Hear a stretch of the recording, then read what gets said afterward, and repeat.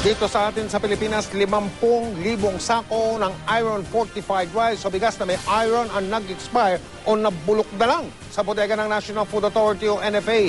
Noong taong 2008 pa inangkat ang mga bigas na kung susumay ay nagkakahalaga ng 300 milyong piso.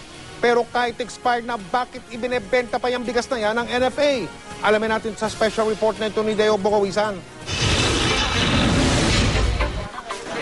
Sa ilang palengke sa Maynila, nagkalat ang mga ganitong klase ng bigas.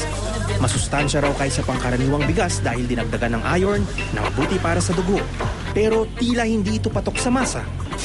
Mahina raw kasi ang benta. Nung malaman nila, makita nila, matest nila yung iRice na nagkulay gray dahil dun sa iron, yun ang nakakahadlang dun sa ating mga bayan na bumili ng iRice.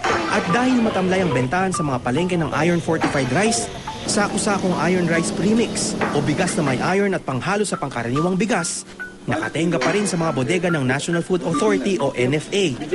Ang masama, nag-expire na pala ang mga ito nang hindi naibenta o naipapamigay man lang. Noong isang taon, nadiskubre ng Commission on Audit na 1 taon hanggang 2 taon na palang expired ang iRice na nagsimulang angkatin sa Amerika mula noong 2008. Aabot sa halos 50,000 sako ng premix ang lagpas-lagpas sa expiry date nito ayon sa report. Bawat sako, nagkakahalaga ng 6,000 piso. Kaya kung susumahin, tumataginting na 300 million pesos ang halaga nito. Kaya kahit expired na, pilit inuubos ng NFA ang mga nakatenggang iRice sa kanilang mga bodega. Minana mo yung problema, hindi mo naman pwede itapon yung bigas basta. Ang ugat daw ng problema, 2008, 2009, 2010. Kaya yung 3 taon na lang na yon. Paulit-ulit talaga yung findings na sobra-sobra ang importation natin ng bigas. Bakit ang daming naiiwan at the end of the year?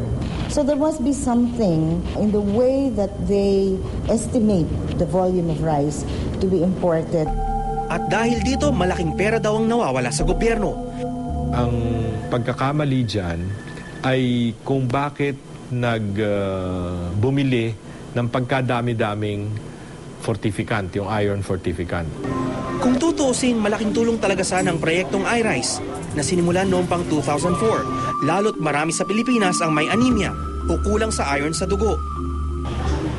Sa buong bansa, 2 sa kada 5 buntis, tulad ni Gladys, may anemia. Yung mga pagkain rich in iron, yung mga fortified na mga pagkain na available sa market.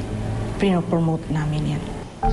Ang Food and Nutrition Research Institute, wala pang pinal na pag-aaral hinggil sa expired na bigas. Wala pa naman tayong pagsisiyasat tungkol doon. Hindi pa namin nakita kung ano yung epekto.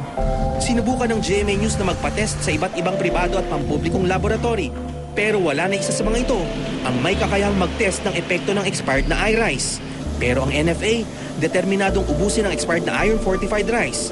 Nang ibaban daw kasi ang kulay ng mga bigas, sinigurong hindi ito makakasama sa kalusugan sang-ayon sa isinagawang pagsusuri ng Food Development Center na isang ahensya sa ilalim ng NFA.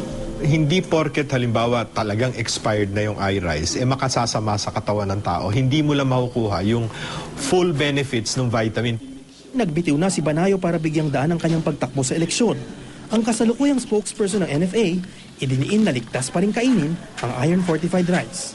We assure the public that it's safe. And according to the certification of the Food Development Center, yung ating premix, you still have 5 years.